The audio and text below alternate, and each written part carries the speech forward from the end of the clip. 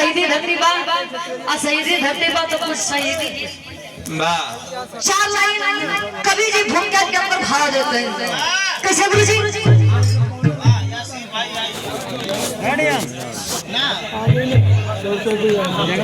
और ये बड़े भैया हैं, आइए आप खिंचवा लीजिए। ढोलक के मामले में बेताज बादशाह जिनकी वादगी का कोई जोड़ नहीं है। बड़े भैया यासीन भैया जो कि हमारे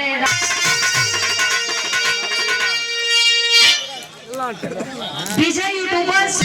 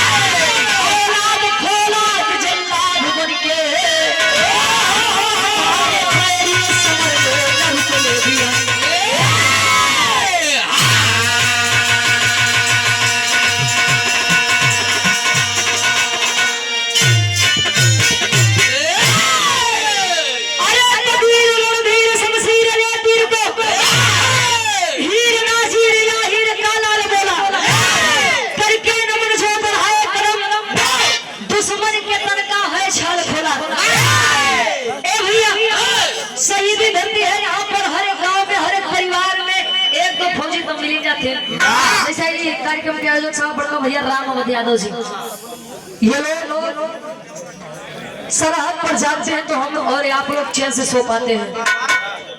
एक गांव एक परिवार में पहलवान भाई लोग भी मिल जाते हैं। गुरु जी पहले के लोग एक बात है जेके जाए के बाद आराम से चली जा, आज के नहीं जाए बैठे जा। विजय भैया का करत है? आराम से जा, वैसे न बेजाला कहाँ बेचारे ए भैया बिरहा में बड़ी सुंदर बड़ी मिजाजी गजल लगत बा। लड़का गए बड़े मासूका की याद करके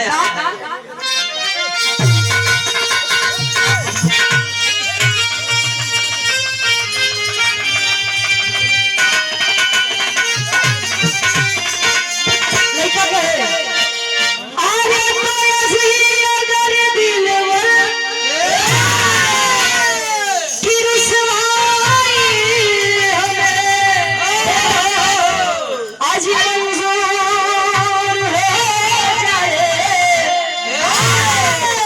अरे सनम तू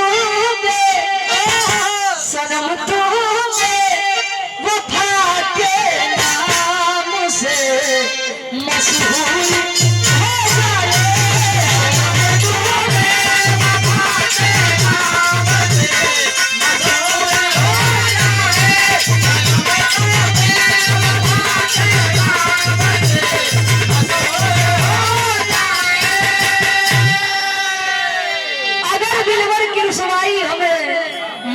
हो जाए बड़े खुश नसीब होते हैं वो लोग आज के समय में जो सच्चा प्रेम पाते हैं। आज के समय में सबसे बड़ा धनी व्यक्ति के बजाना थे, जानते हैं आप लोग? आज के समय में सबसे ज्यादा धनी व्यक्ति वही है यासीन भैया, जो आज के समय में जीवन साथी वफादार पा जाए। नहीं तो कितना रुपया पैसा कमाई के रख ले दुल्हदार दूसरे चक्कर में पड़ी पाए। राहुल भैया क्या करवा? हाँ वफादार कभी भी वीर खातिर लिखा है वीर चाहे तब के हो वीर चाहे आज के हो, लेकिन वीर वीर ही होता है। कई विशेष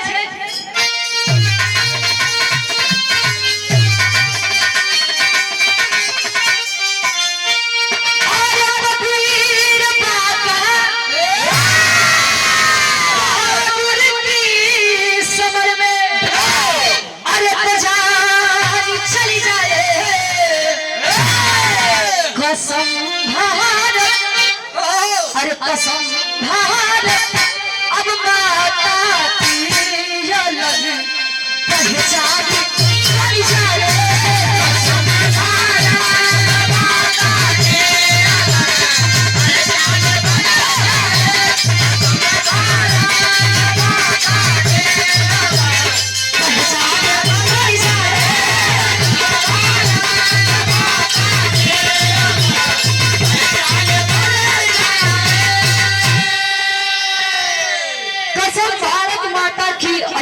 पहचान हो जाए।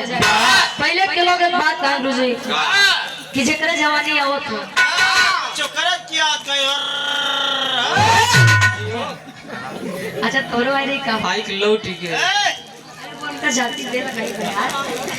ए भैया काहे वजह काहे कि पहले के लोग अपन जवानी काम में खर्च कर काम देखा आज के समय में बिरहा को कुछ लोग देखने आते हैं और कुछ लोग सुनने आते हैं। जो देखने आए थे वो तो चले गए और जो सुनने वाले आए हैं अभी वो बैठे नहीं बैठी है। सबके तहे दिल से धन्यवाद बात इतना प्यार दुलार दिखाते हमरे बिरहा के कहानी की शुरुआत ये से बात कैसे गुरु जी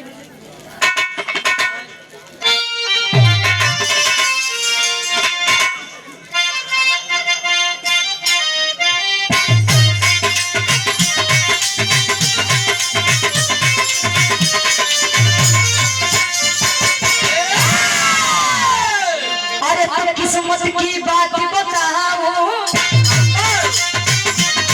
जब सिर पर छाए गरीबी और तेरी नजर का आता कोई चाहे वो गरीबी बात बात पे अपने औकात है दिखाते दुश्मन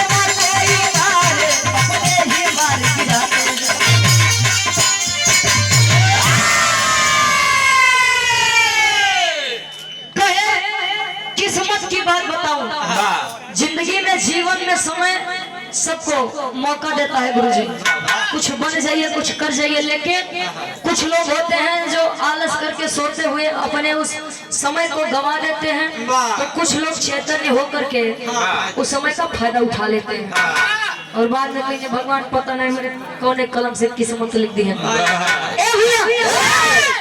बाहर छुपे रावण को तो सब देख लेते हैं लेकिन घर में छुपे विभीषण कोई नहीं देखता अजय दिन देख लेता है।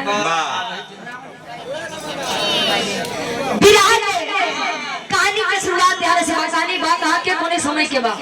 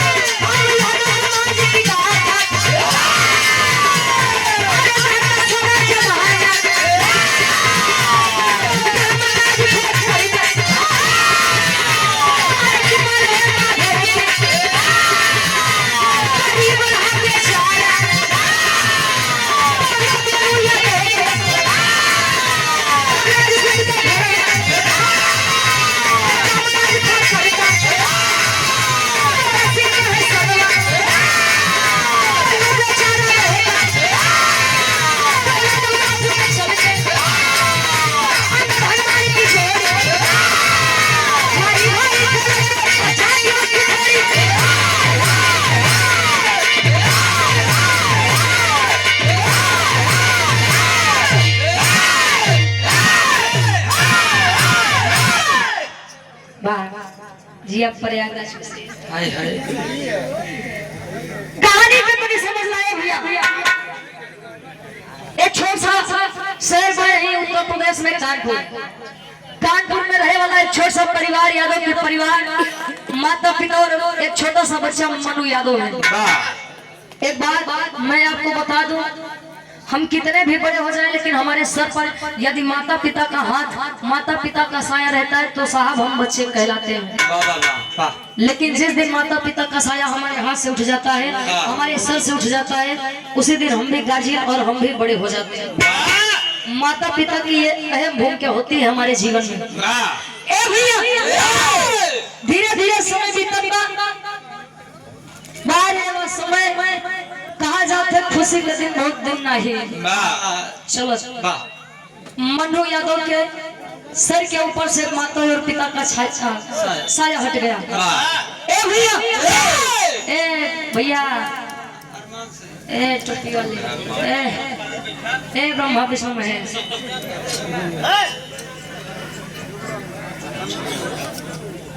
शांत रहो भैया। हाँ जोड़ के निवेदन भाई से बड़ा कौन हथियार नहीं। शांति। ए भैया मन्नू यादव जात के अहिर बिरादर गांव के एक मुखिया जेकर नाम रघुराज सिंह बताया गया। रघुराज सिंह जी जात के ठाकुर हैं। रघुराज सिंह की पत्नी का नाम शारदा देवी और रघुराज सिंह और शारदा देवी के बीच में एक लड़का जेकर नाम जिनका नाम कमला सिंह बताया गया। दो चार दस लोग गांव के मिल के मन्नू यादव के हथवा पकड़ के रघुराज सिंह के घरवा लेके आए और कहे साहब आप चाहेंगे तो यह बच्चा जी जाएगा और आप चाहेंगे तो यह बच्चा दुनिया को छोड़कर क्या बात है। माता पिता का छाया माता पिता का साया बच्चे के सर से उठ गया। साहब घर में कुछ जगह दे दीजिए, थोड़ा बहुत काम कर लेगा, 2 टाइम का खाना मिल जाएगा, पेट का पालन हो जाएगा। बार इंसानियत आज का जमाना तो बड़ा अजीब बा। लोग गाय के अंदर माता को देखते हैं, कौवे के अंदर हमको हमारे पूर्वज दिख जाते हैं, लेकिन आज के समय में इंसान को इंसान के अंदर इंसानियत बारे समय। ए भैया रघुराज सिंह शारदा देवी अपने सगा लड़का कमला सिंह के साथे साथे उधर्म के लड़का मन्नू यादव के भी पालन पोषण करत। धीरे धीरे समय बीता, कमला सिंह और मन्नू यादव बड़ा बढ़िया पहलवान हुए। नाग पंचमी के दिन हर वर्ष कुश्ती का दंगल रखा जाए और इस बात का प्रमाण मिला कि कमला सिंह से आज तक कोई जीता है। कल सभा के बीच से एक दादा उठे, बाबू उठे, दादा के नाम सुखू बताया गया। सुखू दादा दंगल भेड़िया से बीच में जब बाहर निकल गया, पहले रघुराज सिंह से बात है। कौन बात है? गुरुजी के गीत लगा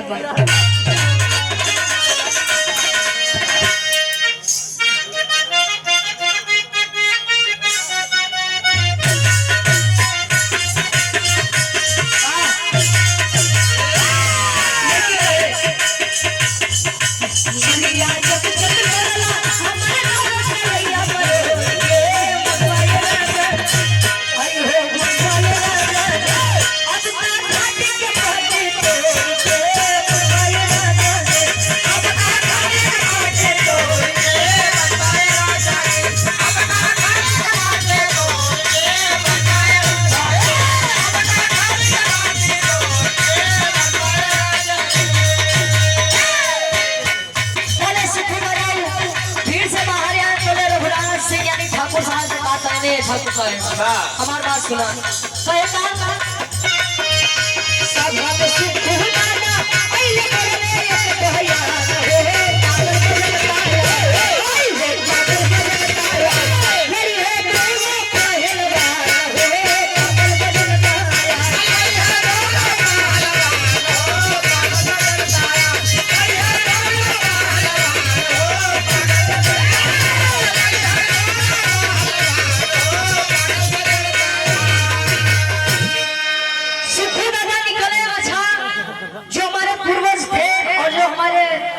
दादा लोग हैं पढ़े लिखे भले ही कम हो लेकिन अनुभव उनके अंदर बहुत था। आज के वजह से तो ज्यादा रहे। ए भैया सुखू दादा बड़े भैया हैं रजनीश यादव जी गुरुदेव, मर्दानपुर ग्राउंड कोच, जिला पंचायत सदस्य ठाकुर साहब। तो का एक वीर से इस मगन के लड़ावत है, मतलब कहे तेरे घरे में खुदे 2 पहलवान, एक कमला सिंह एक मन्नू यादव। काहे नहीं या बारी मन्नू यादव और कमला सिंह के आपस में लड़ाई जाए। जल मन्नू यादव ये बतिया सुने रघुराज सिंह का बिल्कुल सही कह रहे हो। एक तरफ मेरा सगा बेटा और एक तरफ मेरे धर्म का बेटा। देखा था हमारा तो वही के ज्यादा बढ़िया पाले बात। पहले मन्नू यादव से बात करें तो मन्नू यादव ठाकुर साहब से बात करें। ये हृदय के गार्जियन ठाकुर साहब अपने धर्म के पिता से कहे बात।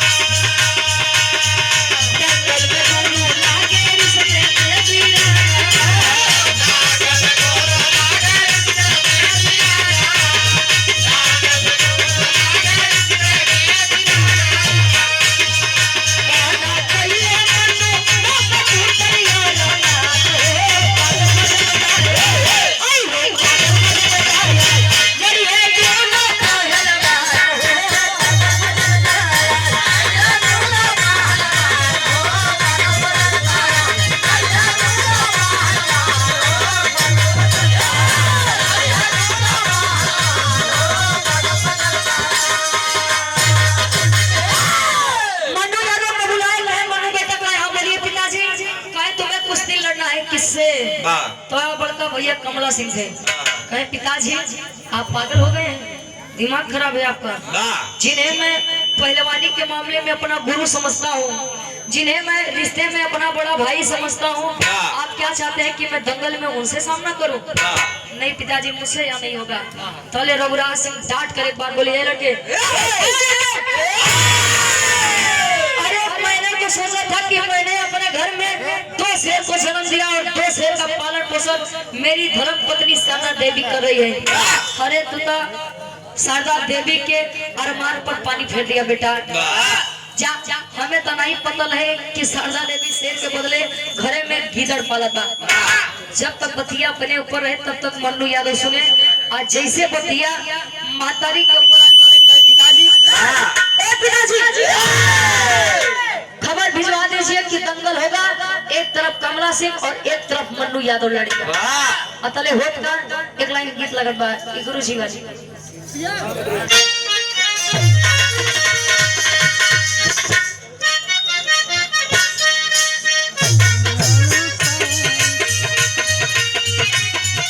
हमारे गुरु जी आदरणीय बिरहा सम्राट, जिन्होंने बिरहा को नया जन्म दिया था और जन्म दिया आदरणीय गुरु जी आप विजयलाल यादव जी, जो कि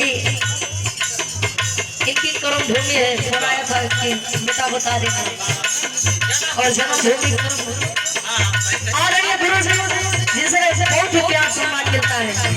एक कैसेट में ये गुरु जी गीत गा रहे हैं, गीत काफी वायरल हो गए।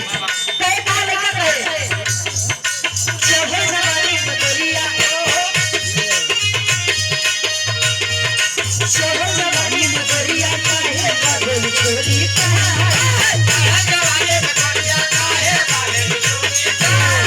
के गुरु जी भाव गाए रहे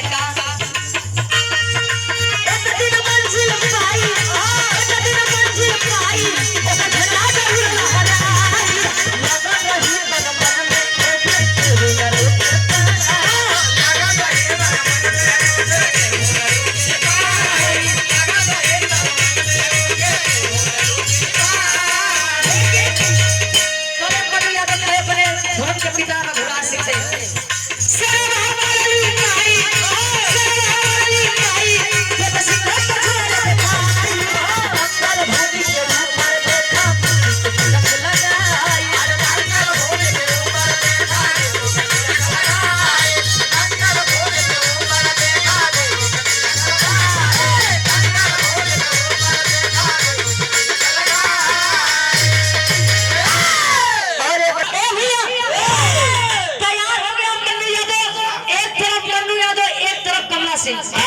रघुराज सिंह बीच में खड़े हैं, एक तरफ सगा बेटा एक तरफ धर्म का बेटा। जब मन्नू यादव के तरफ बाबू कहे कि मन्नू यादव जीते, कमला सिंह के बड़ा गुरूर को हुए तोड़ी। ये कमला सिंह के तरफ बताए हैं आज तक अच्छे वीर इनका सामना नहीं के पाता ही। दोनों पक्ष वाले आपस में बात विवाद करते हैं, हो थका तेरी के भाव में कभी लिखते हैं।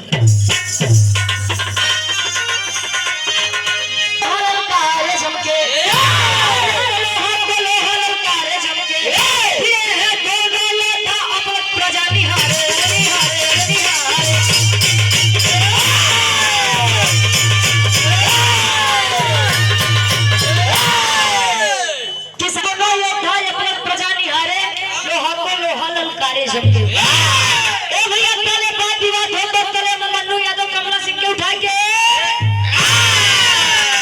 चारों तरफ तालियों की गड़गड़ाहट होने लगी। अरे बात सारे मन्नू यादव गर्भ से सीना छोड़ो कर दिया लल्ला। ए हमारे ए भैया चारों तरफ हाहाकार मच गया कि मन्नू यादव एक ऐसा लड़का जो कमला सिंह के रण में पीछे कर दिया। सोचिए जो रघुराज सिंह थे उनका सगा बेटा था वो कमला सिंह के हारने पर उन्हें जरा भी दुख नहीं है, बल्कि खुशी इस बात की है कि जिन्होंने एक बच्चे को गोद लिया वो बच्चा लायक है। लेके पहुंचे शारदा देवी के पास, शारदा देवी आके उतारत बा कमला सिंह घुसियाई के अपने कमरा में ले जावा। मातारी खाना लेके जैसे पहुंचत बा तले कमला सिंह के हट जाओ यहाँ से। अरे आप माँ नहीं, माँ के नाम पर कलंक हो। कल का आया हुआ लड़का उसे आप लोग सर पर बिठा रहे हो और आपका सगा बेटा युद्ध में पीछे हो गया, जरा भी आप लोगों को दुख नहीं हुआ? कहे नहीं रे बेटा, आखिर माँ की ममता तो माँ की ममता ही होती है।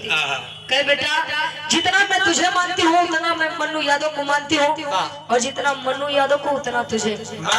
मेरे दोनों बेटे मेरे लिए समान है। कहे अच्छा सही बात बता कि ते हमें मानत है? कहे हाँ बेटा। पहले कहे सुन मेरी एक बात, का कहे बिरहा के आखिर गीत लगत बा।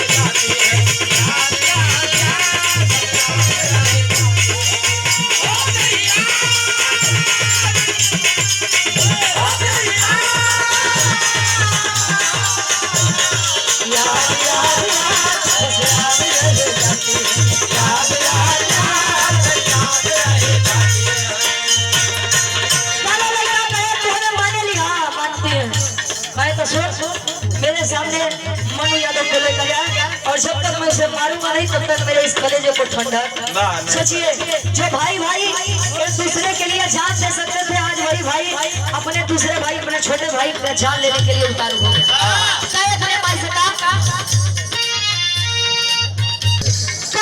कमला सिंह का मातारी शारदा देवी से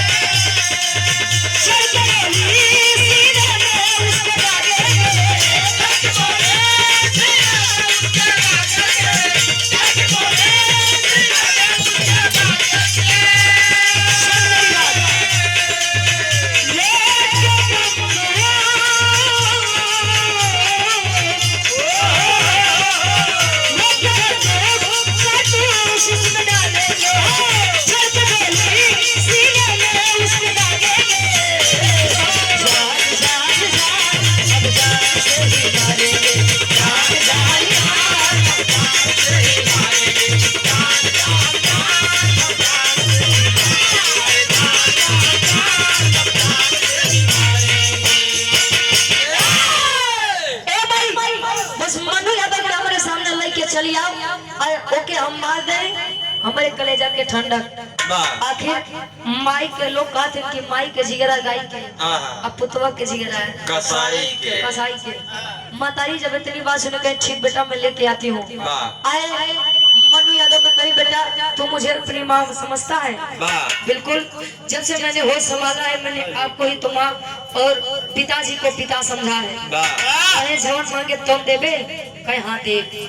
जवन मांगे तुम देबे? कहे हाँ जय दा। इतना देर नहीं बोला तो ए भैया मातारी कहे यदि तू मुझे अपनी माँ समझता है तो सुन इस घर को छोड़ करके चला जा। कहे माई यही तो मेरा परिवार है, यही तो मेरी दुनिया है, मैं इसको छोड़ के कहाँ जाऊंगा? कुछ नहीं ए भैया कहे देख अभी तूने मुझे वचन दिया है तो चला जाए यहाँ से। चल दिया मनु यादव अपने परिवार को छोड़ करके। धीरे धीरे समय बीता तो बदले की आग कमला सिंह के अंदर कम हुई। फिर से नाग पंचमी का दिन आया और फिर से वही खौफ वही माहौल की कमला सिंह से आज तक कोई नहीं जीता। अब तले हो तो गुरु जी पापड़ के भाव में कभी जी लिखा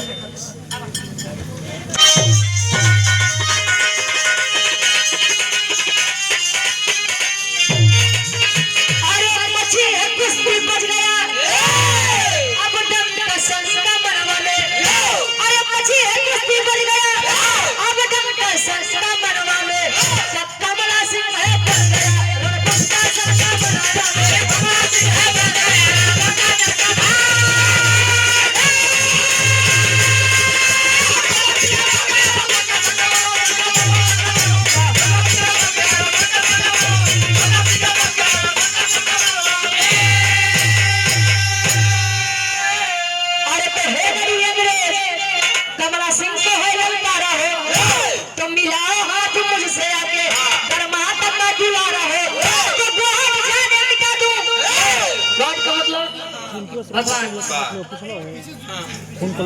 कहे अरे तो कहां जाने मिटा दो तेरी लंका संका मनवा में कमला सिंह है पड़ गया रणभंगा संका मनवा में हे नरी अंग्रेज तक या बात जब पता चली फिर से अच्छा हेनरी अंग्रेज का मतलब यह बात है कब की जब हमारा देश भारत देश गुलाम था। हेनरी अंग्रेज आता है किसकी आप लोग बात कर रहे हो? कमला सिंह की। हर रोज मोगन से लड़ी तो बड़का वीर बनत है।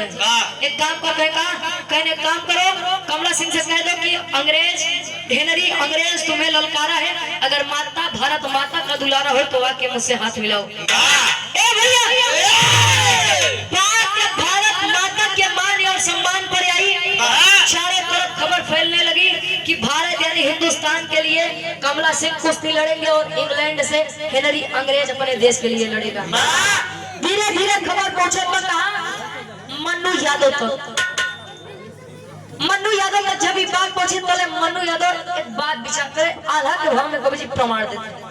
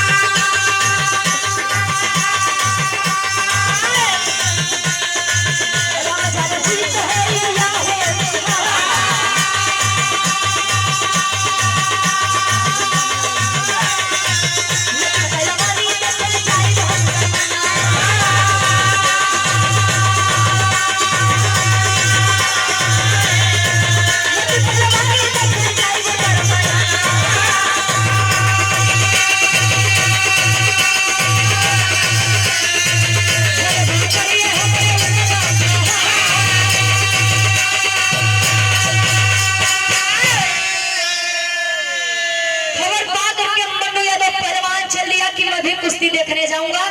कमला सिंह चाहे मुझे मारे या मुझे बचा ले, मुझे उसकी टेंशन चिंता नहीं है। चल दिया कमला सिंह विचार करता हेनरी अंग्रेज कुश्ती में यानी दंगल में, और कमला सिंह के दंगल में तो सोचत बा जब हम अपने चेलस नहीं जीत पाए ऐसी साजिश ताले कमला सिंह सोच विचार करके मुड़ गया कि चलो अब नहीं हो गया, भारत देश की इज्जत बचे चाहे मत बचे, मुझे से उससे मतलब नहीं। और ये हमारे गार्जियन जी हमारे फौजी साहब बड़े भैया राम में कोट कोट नमन आशीर्वाद के चारे ए भैया विचार करते अगर गुरु ऐसे चली जगह तो हमारे भारत माई के इज्जत पर आँच आई। काले दंगल में कूदता ये हेनरी अंग्रेज पहले चेला से निपटा उसके बाद गुरु कुश्ती हुई, परिणाम यह हुआ कि मन्नू यादव विजेता हुआ। ताले गुस्सियाई के कमला सिंह भी अपनी गलती को स्वीकार करते हैं कि मेरे भाई मैंने ये क्या अनर्थ करने जा रहा था।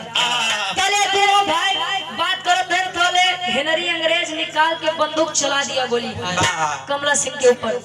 कमला सिंह को बचाने के लिए मन्नू यादव आगे आया, सीने पर जब गोली लगी, आज एक भाई अपने धर्म के भाई के गोदी में लेटा है और एक बात कह रहा है। क्या कहे?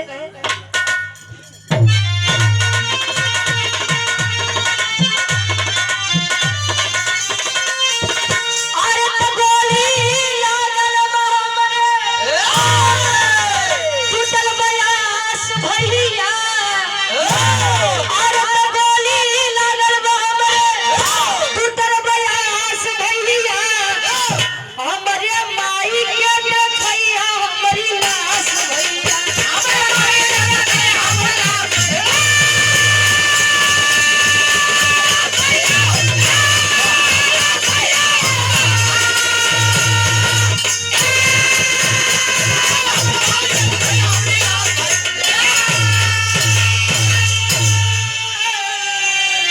कहे गोली लागल वो हमरे टूटल बयास भैया, हमरे माई के देखैया हमारी लाश भैया।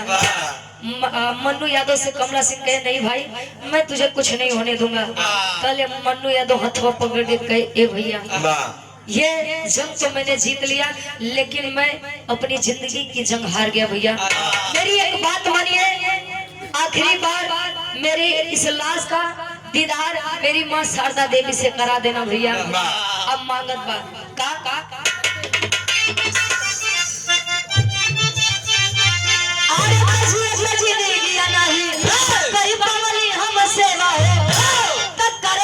चुकाई पवली माई के गले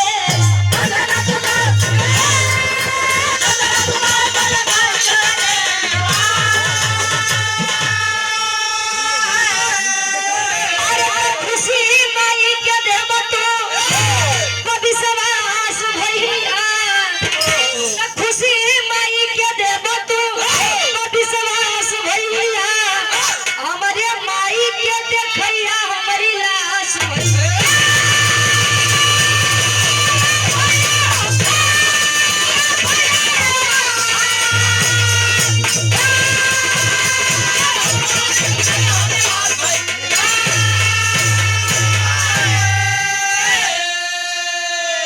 इतना ही कहकर दम तोड़ दिया मन्नू यादव अपने भाई कमला सिंह की गोद में। कमला सिंह अपने भाई मन्नू यादव की लाश लेकर अपने घरे आता है, आवाज देता है माँ, अरे माँ तेरा बेटा मन्नू यादव आया है। जौन मतारी अपने लड़का के मुँह से ही सुने रही कि माई ओके बोलाई के लड़का ओके जब ले मारब नहीं तले छोड़ब नहीं। आज वही माँ सोच रही कि मन्नू यादव आया है, सारा काम छोड़ करके आई तले सफेद कफन में लिपटा मन्नू यादव। माँ अवाक हो गई, अरे बेटा काश तू मेरे पास होता तो कुछ दिन मैं तेरे लिए और कुछ न कुछ कर पाती। ये होती है कुर्बानी हमारे भारत देश की लाल की। ताए दिन हमारे भारत देश के लिए कोई न कोई युवक शहीद होते जा रहा है और उस शहीदी के बदले में 2 लाख 4 लाख रुपए दे दिया जाता है। क्या उस पैसे जो पैसे हमें दिए जाते हैं परिवार को दिए जाते हैं उस पैसे से हमारे भारत देश के जवान वापस आ जाएंगे? नहीं, आजादी हमेशा खून मांगती है और इतिहास उन्हीं का गाया जाता है जिनमें बगावत करने की हिम्मत हो। रंगदारी और देश के लिए कुछ कर जाना वीरताई के खून में पाई जाती है, ना कि कहीं दुकानदारी में। दुकानदारी से अगर केहू चाहे ले कि वीरताई खरीद ले तो केहू खरीद ले का नहीं। और यही करके मन्नू यादव इतिहास के पन्ने पर अपना नाम अमर करके इस दुनिया से विदा हो गया। आखिरी में खानदान के परिचय फिर बड़का भैया।